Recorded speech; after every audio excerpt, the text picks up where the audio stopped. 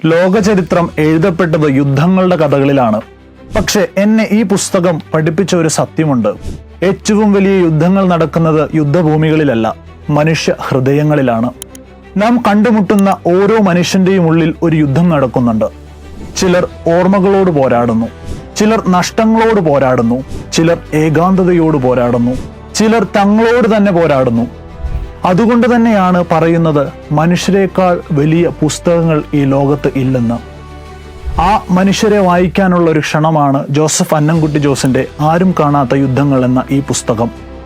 ഈ പുസ്തകം നിങ്ങളെ കരയിപ്പിച്ചേക്കാം, നിശബ്ദനാക്കിയേക്കാം. പക്ഷേ ഒരു കാര്യം ഉറപ്പാണ്, നമുക്ക് ചുറ്റുമുള്ള ചില മനുഷ്യർ ആരും കാണാത്ത യുദ്ധങ്ങളിൽ പടയോട്ടങ്ങൾ നടത്തിയതിൻ്റെ മുറിപ്പാടുകൾ പേറുന്ന യോദ്ധാക്കളാണെന്ന് ഈ പുസ്തകം വായിക്കുമ്പോൾ നാം തിരിച്ചറിയും. നമ്മൾ കേൾക്കുന്ന ഓരോ ചിരിയുടെ പിന്നിലും ഒരു മുറിവുണ്ടെന്നും, കണ്ടും കടന്നും പോകുന്ന ഓരോ മനുഷ്യന്റെയും ഉള്ളിൽ പറയപ്പെടാത്ത ഒരു കഥയുണ്ടെന്നും, ആ കഥകൾ കേൾക്കാൻ ഇഷ്ടമുള്ളവർക്ക് ആ കഥകളെ കേൾക്കാനുള്ള ഒരു പുസ്തകമാണ് ആരും കാണാത്ത യുദ്ധങ്ങൾ എന്ന ഈ പുസ്തകം. മനുഷ്യ മനസ്സുകളിൽ യുദ്ധങ്ങൾ ഒരിക്കലും അവസാനിക്കുന്നില്ല. അവ മനുഷ്യനിൽ രൂപം മാറി ജീവിച്ചുകൊണ്ടിരിക്കും. ആ യുദ്ധങ്ങളുടെ ശബ്ദം കേൾക്കണമെങ്കിൽ ഈ പുസ്തകം തുറന്നു വായിക്കണം. ഈ പുസ്തകത്തിൻ്റെ എഴുത്തുകാരനായ ജോസഫ് അന്നക്കുട്ടി ജോസിനോട് ഒരു കാര്യം മാത്രമേ പറയാനുള്ളൂ. Joppa, excellent work.